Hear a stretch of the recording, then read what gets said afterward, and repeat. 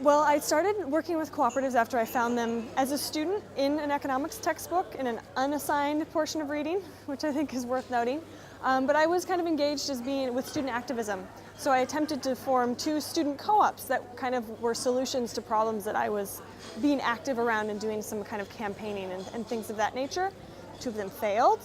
Then one succeeded, and that kind of propelled me into a cooperative career path. So we started a student cooperative that was also for students and community members, and it was a housing cooperative in my college town where I went to university in the US. And then I continued working with student housing co-ops at a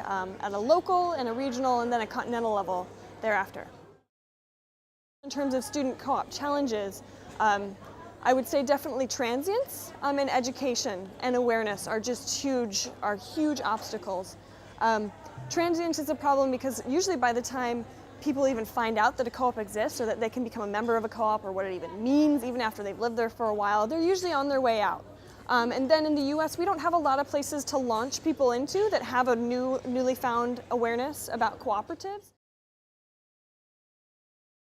The biggest kind of prop to engagement and participation for students that I found was when I was in an executive director capacity at a local system of cooperatives that operated, cooperative houses that operated largely collectively, was to offer some sort of economic participation in the form of a financial incentive for fulfilling some sort of managerial duties. So a lot of the student co-ops rely heavily on volunteerism, which I think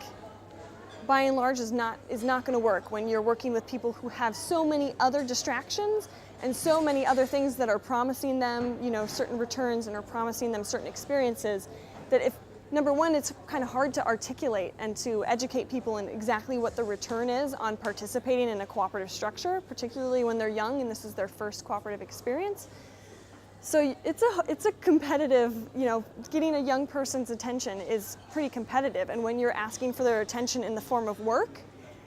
volunteerism just doesn't really work. So financial support. I think also sending young people out of these local and these individual cooperative experiences to these larger sectoral, national or international events